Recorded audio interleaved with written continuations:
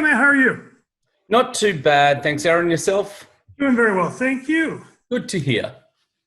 Excellent. So we have Kevin online with us yet. We should do. Yes, Kevin's here. Very good.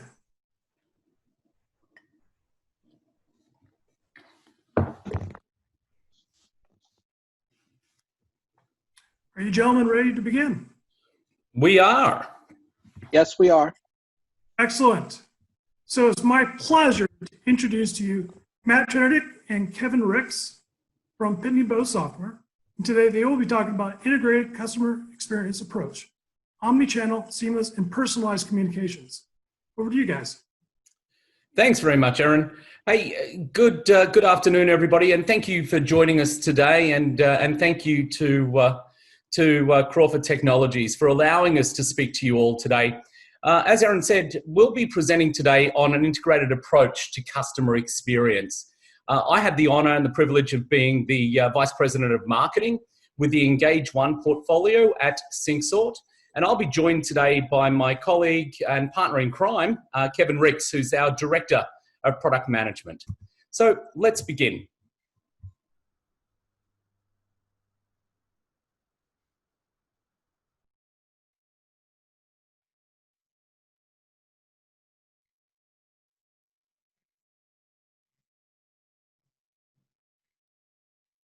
By an analyst group in Europe called Aspire Research.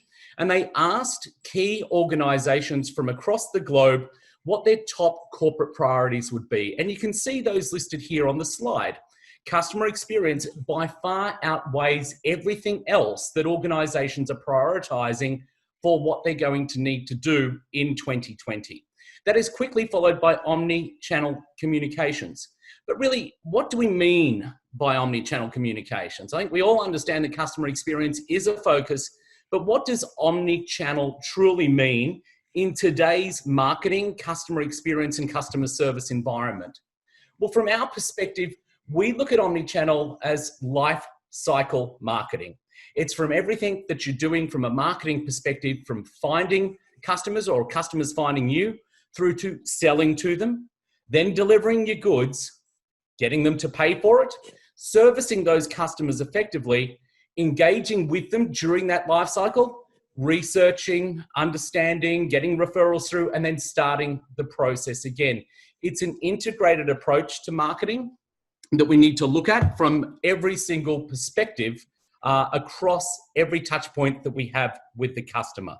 So how omnichannel works is different in many different environments. So we've seen some research at this point in time by our friends at Aspire to look at how organizations are prioritizing what they need to do in 2020. Now let's have a quick look at some research that we conducted directly with the CMO Council. That was when we were Pitney Bowes, okay, because we've just been acquired by a company called SyncSort. And this is research that we conducted directly with the CMO Council.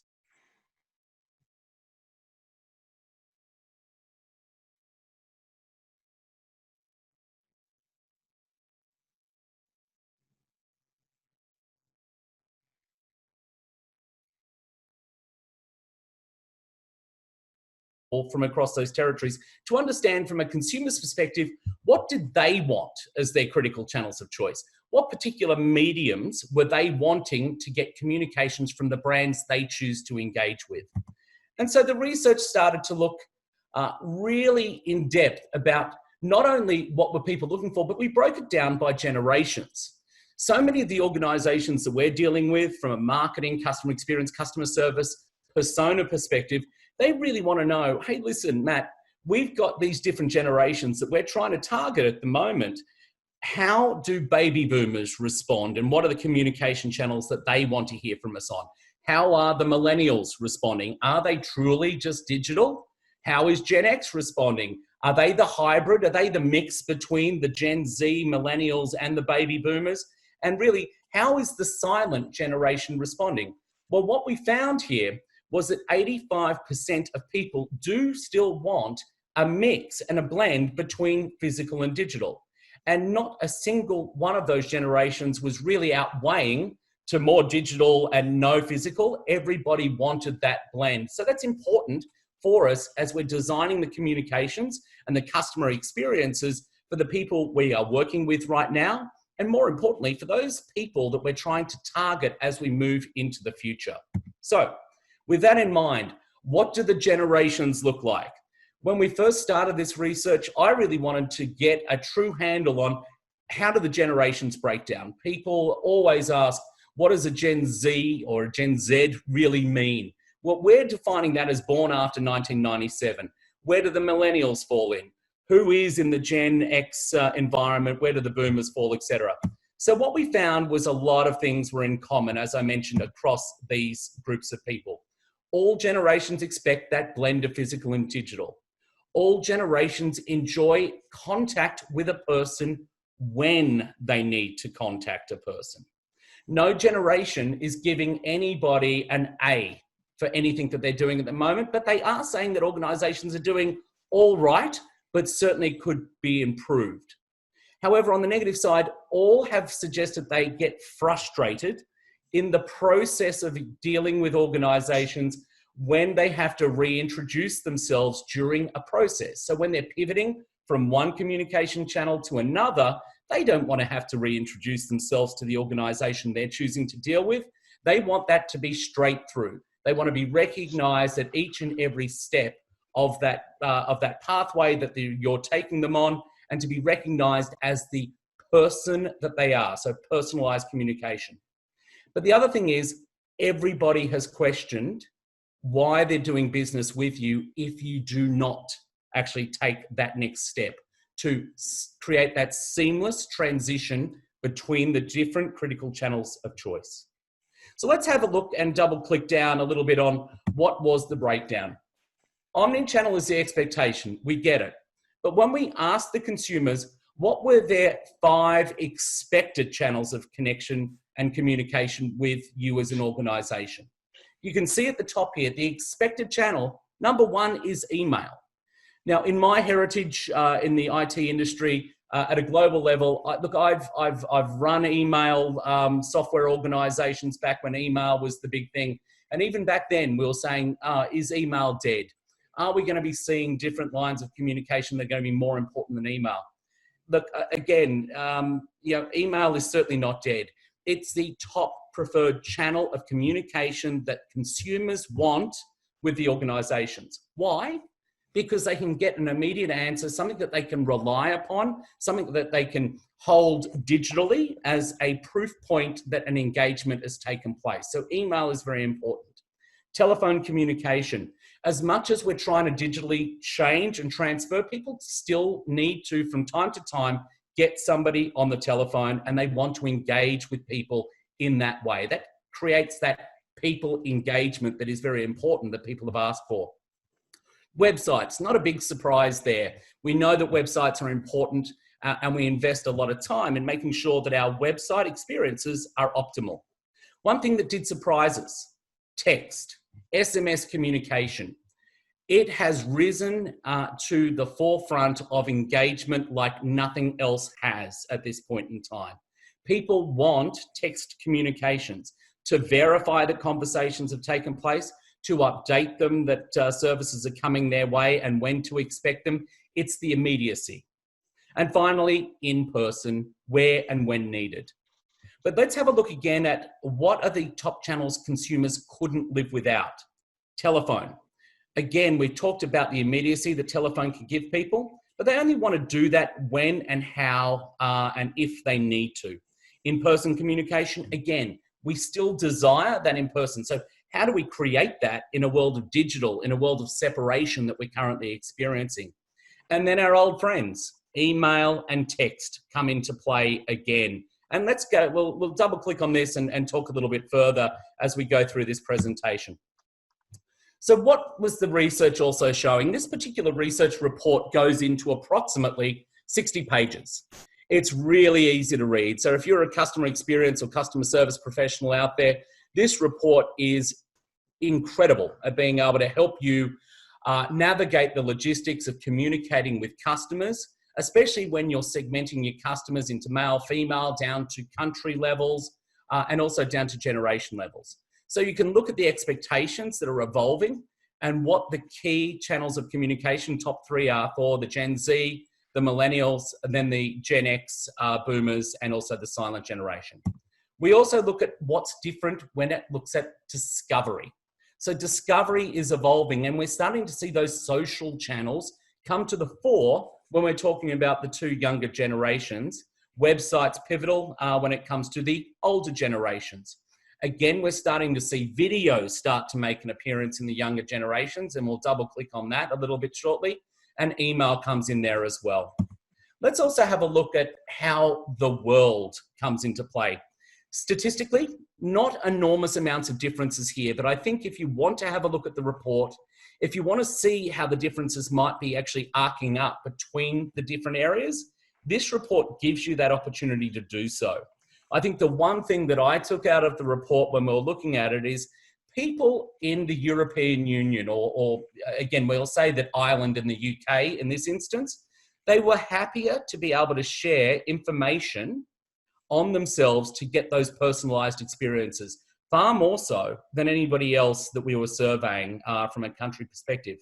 We believe that this is because GDPR has made such an impact on the world, certainly in Europe. People know and trust that they can get their information back from the organizations they choose to deal with because of legislation around GDPR. Now, we thought that that might stop people from sharing. No, it hasn't.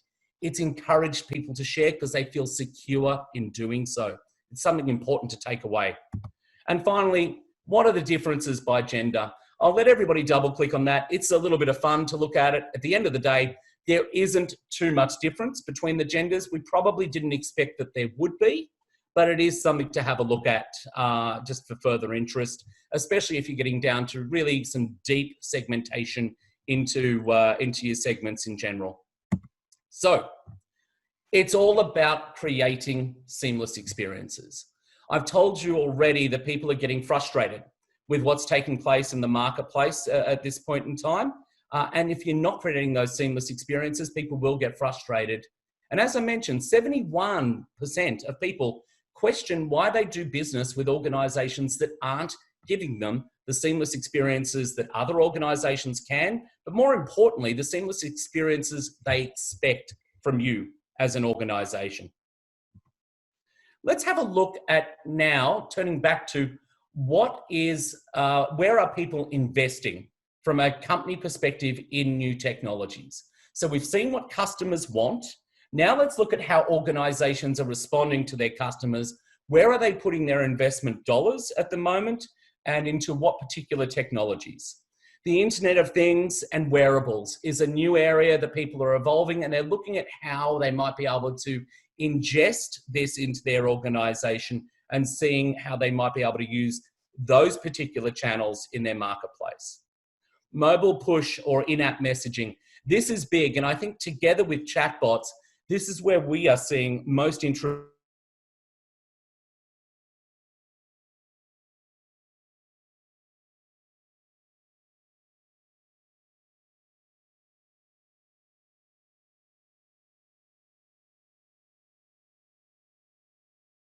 Some of that heavy lifting. People want to engage with people when and where and how they need to, but 85% of them would like to digitally self-serve, and that's from research conducted by Gartner. 85% of people want to self-serve. So how do they get to the answers that they need without actually connecting with a human? Chatbots are a great way of doing so. And that pivots us next to the intelligent virtual assistants. And chatbots in many cases are actually interacting with these virtual assistants, such as Amazon Alexa and other chatbots of their kind, to enable that to take place. And of course, my Alexa starts up as I say that. We've talked a little bit about text and SMS, and you can start to see that together with chatbots and intelligent virtual assistants, this is side by side. It's a quick, effective, easy way to engage with customers, and customers want it. We looked at email as well, only shortly falling behind text and SMS in regards to the investment that organizations are making. And then we're seeing the rise of personalized videos. Now, why are videos so important in today's environment? Well, number one, we're socially distant, as we all know at the moment. We are working digitally increasingly, and it's not likely to change in the short term. And this will actually be a pivotal change for all of us.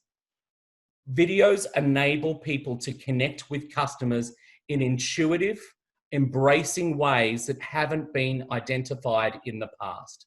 When you're personalizing a video experience down to the individual, using data-driven research to ensure that the video is relevant to them, to their previous purchases, to their activities outside, you're designing a video experience that's immersive, that enables them to take actions within the video itself to steer their journey.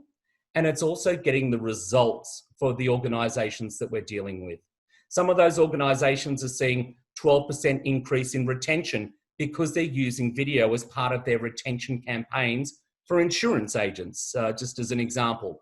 But it goes right across the broad selection, whether it be financial services, insurance, retail, government, travel, health, entertainment.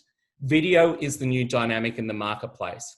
It also creates a stronger bond with the brands. People are watching videos on average of up to 4 minutes of a 6-minute video. 4 minutes of capturing your customers or your prospects' time is an embracive experience you cannot get through any other medium. So without further ado, let me talk a little bit further about video and pass you over to my friend and colleague, Kevin Ricks. Kevin, over to you. Thank you very much, Matt.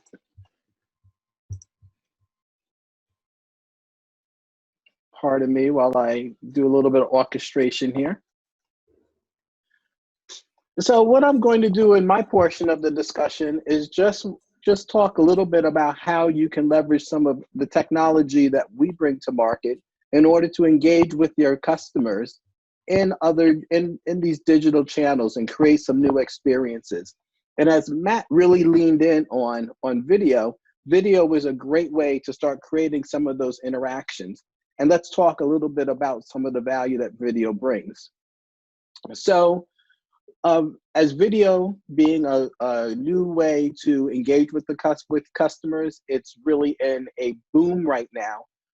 Part of the reason why it's in that boom is because when you take a look at video, it drives web traffic. So it drives the recipient, it drives the customer to go and get more information, to seek more information in order to make a more informed decision. When we also take a look at video will deliver understanding. So video actually helps clarify what the customer is looking to purchase. It can clarify a lot of questions within the journey. One of the really nice things about videos, and I'll show that to you on one of the future screens that I have, is that the video itself, you could have navigation to even rehear or replay different aspects of the video in order to reinforce what you're learning. And then finally with video, it speeds the purchasing decision. Because you have all of that information, especially as you start getting those videos that are more contextual and relevant and personalized to the recipient, the more information that's in that video and the way that it's presented, it really helps facilitate or helps speed that purchasing decision that the customers are looking for. As we take a look at how video has matured in market, we've moved away from the traditional video where everyone sees the same thing. The videos that came out where, I got my video, Matt received his video, they had the same content on the videos, within the videos, nothing was different between the two of us. We basically had the same experience, a little bit of a disconnect from the brand perspective. As videos have matured, they moved into a personalized view. So each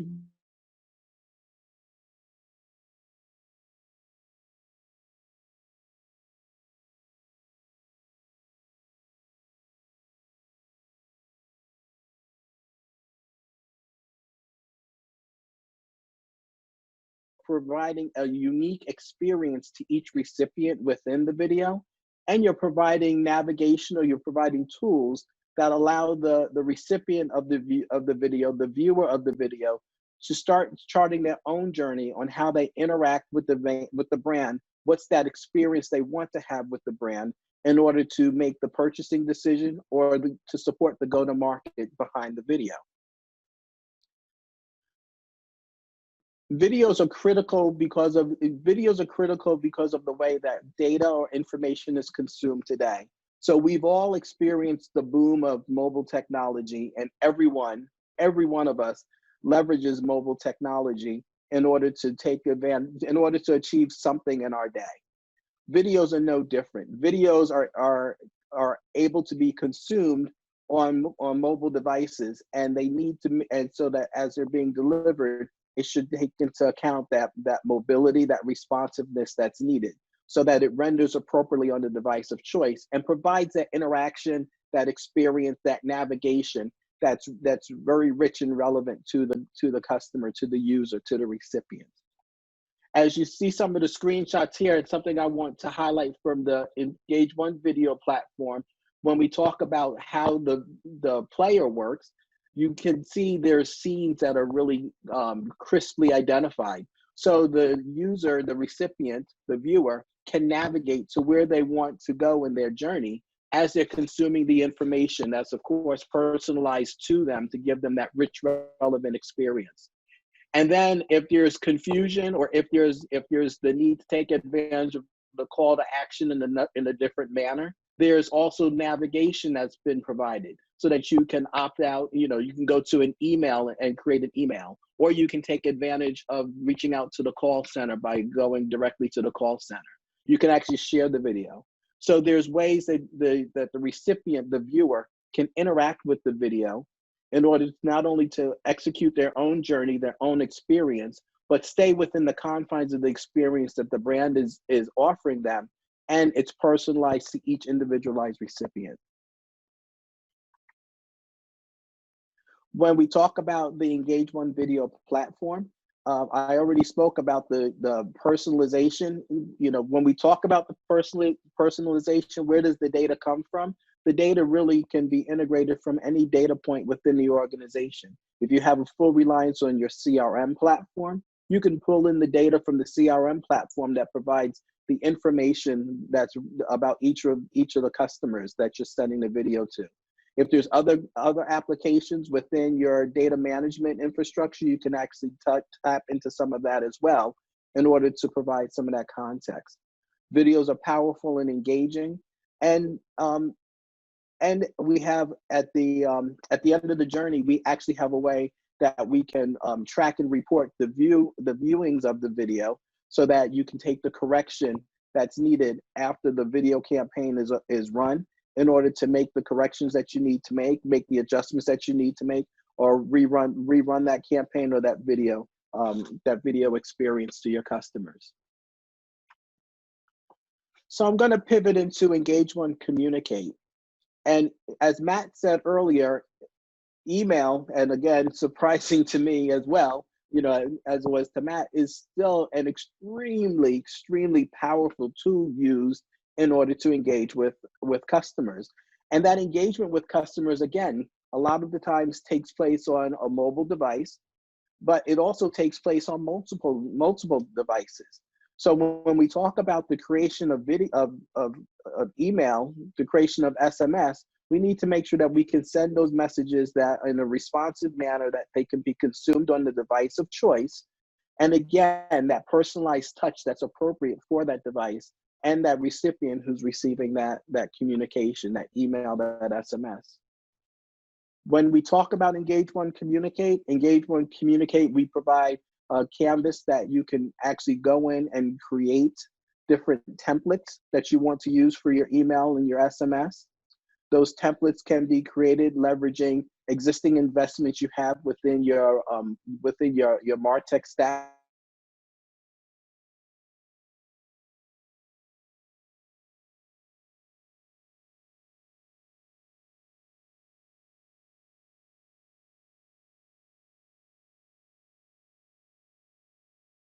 A drag and drop interface that will allow you to go in and perform the proper layout of the communication. You can add text, you can add images and the likes, but you can also embed video, and you can embed a chatbot experience directly into whatever the communication is that you're developing here, whether it's an email or an SMS, and then have those sent out to the recipient. We provide several different layouts for the templates so that you can create those, and you can have those built by a business user who's very familiar with how to create those emails from pretty much any email type of canvas, email builder canvas. Very powerful data integration. So out of the box, Communicate provides direct integration to over 30 different business applications, ranging from CRM systems to other business systems, and pretty much handles data coming in from, with a wide variety of formats. Anything from an XML format to a text-based format, CSV type format, but you're able to get the data that you need in order to personalize the experience, whether it's data that's used to profile your customers or data that's coming directly out of a CRM application. But you're able to extract that data and use that data within the context of the email, SMS, whatever communication that you're sending. And most importantly, what we have here is we also provide reporting. So you're able to track the email delivery. You're able to track, what's been sent, what's open, what's clicked, but you're able to get down to the statistics that you need in order to measure the effectiveness of the email communication, the SMS communication that you're sending, and be able to not only have that data stored within the confines of the Communicate application, but be able to export that into your other analytical type of applications so that you can combine this with other channels in order to do some richer reporting. And when we talk about Engage One Communicate and what it brings to market, it's a full SaaS-based platform. So it's full SaaS-based, cloud-based platform. And that's to allow the users to get up and running in a very quick fashion and taking advantage of the power that we provide. I spoke about the data connectors that we have to the 30 different business applications, and the way that we can support really any data coming in, any data going out, in order to build personalized SMS and email communications. We talked about the analytics, and definitely talked about how you can leverage existing MarTech type of investments that you have, marketing technology,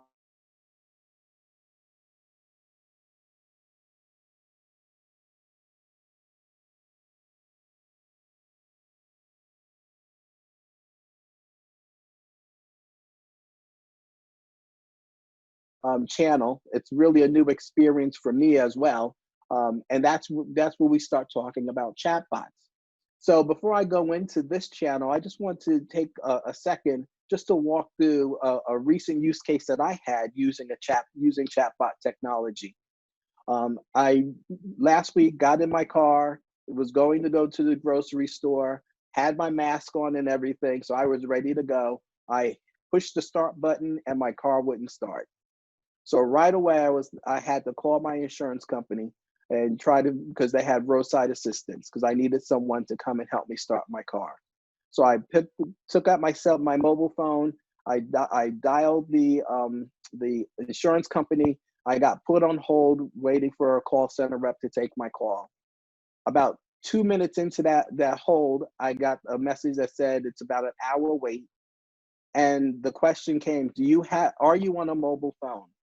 I clicked one that said, yes, I'm on a mobile phone. And then I got a message that said, if you'd like to send an SMS in order to receive help, press 1 and you can hang up. And I pressed 1 and I hung up, and I immediately received an SMS. And in that SMS, when I clicked the link that was in the SMS, it took me to this chat experience that asked me questions. What is your account number? Well, luckily I had my account number because I had to look it up in order to make the phone call. So I entered my policy number, my account number. It then sent me back some validating information. And then it said, are you located at? And it basically pulled that down from the GPS. And I verified my location. Then I had to answer a couple of check boxes that said what my issue was. And I submitted that request. 2 minutes later, my phone rang, and it was an Autobot that told me that I would be receiving a call within the next few minutes. The next, I believe, was 4 minutes, telling me that somebody was going to come on their way to help me. From that, after I hung that up, I received a call that said, from a gentleman who said, "I'm going to be on the way. I'll be there in 12 minutes." Once I hung up the phone there, I then received the SMS message that said, "Here is the person who's coming to service you. Here's a picture of that person that's coming to service you. You can click this this button to see their current location. They're expected to be there in 12 to 14 minutes." Now, needless to say, 15 minutes later, my car was started and I was ready to get on my way. That entire experience for me started from the phone, but ended by the effective use of the chat technology, the chat bot that my insurance company had. So as we start talking about those experiences, what really happens behind the scene. So as you take a look at what we do with the Engage One Converse platform, we provide a chat builder. So what you're able to do is you're able to plot, you're able to direct or to construct, here's the journey that you want to provide your customers as you're utilizing the chatbot. Another important element is the rating. So now you're also able to start collecting some assets, some data assets that talks about the level of satisfaction that you're providing on this journey. So as you're creating this chatbot, you are actually creating what that conversation is that you're affording your customer to have utilizing the chatbot. As you see here, the chatbot use cases, well, you can use them really on your mobile phone like I did, and you're able to use the chatbot in order to report an issue, to file a claim, or even to rate products. From my use case, I was reporting an issue, and where I had a long wait time in order to get to an agent, I was able to avoid that long wait time, execute the report the issue that I needed to report, and then get resolution, all at about a quarter of the time that it would have taken me to wait on the phone for an agent to come onto the phone. One of the very nice features that we have within Engage One Converse is the live takeover. So the live takeover can take place if as I'm using the chatbot, I finally get to the point that I need help. And what I can do is I can opt out of the chatbot and go to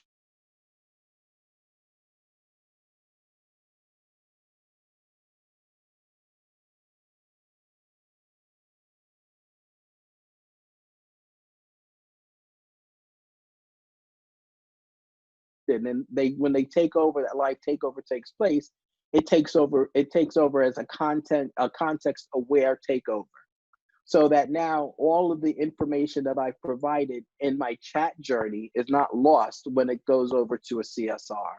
And that's important because what that does is it really reinforces the satisfaction of the journey that you're trying to offer your customer. And similar to what we do with both the Communicate and the video platform, we provide a rich set of metrics that basically gives you insight on the effectiveness, the number of conversations that are taking place in the chatbot, and some of the measures that some of the data, so you can measure the effectiveness of that, so that you can tweak that journey in the future or replicate it in the future based upon the success that you're having. This is just gives you a leave behind that basically talks about the different features or capabilities that I've already talked through for a chatbot. Definitely, it's a Converse. It's a chatbot. It's a SaaS-based application.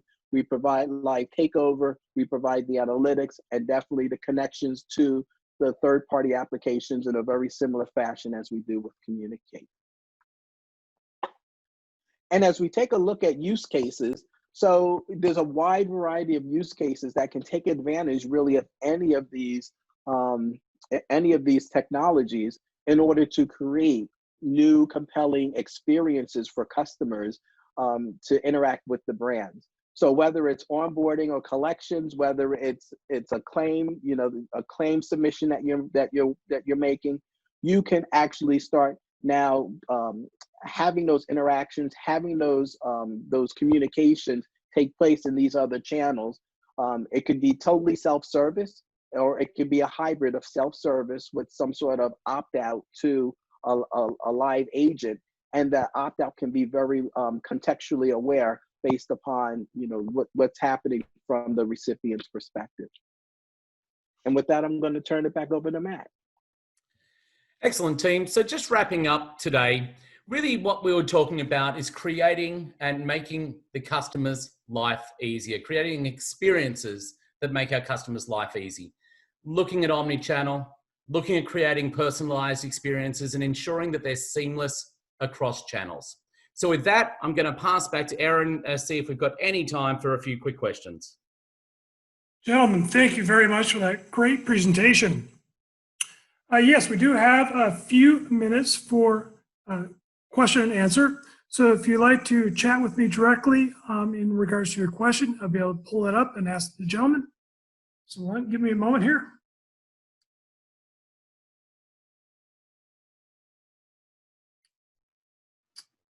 All right, so our first question is, what is the IT investment and resources needed to set up a chatbot? Kevin, did you want to take that, or I can give a high-level overview? Yeah, go ahead, Matt. Yeah, go ahead.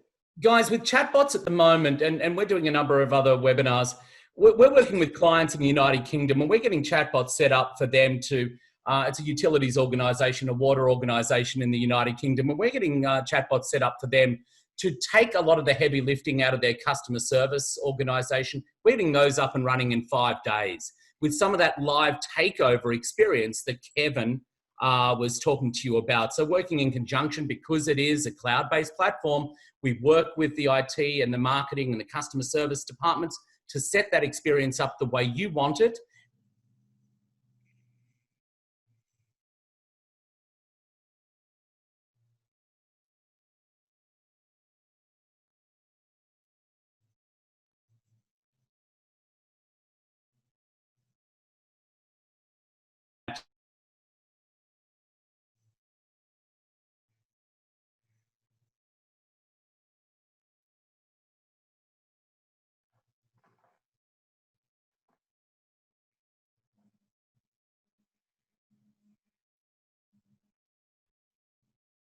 To streamline that customer experience that so many organizations are struggling with at the moment.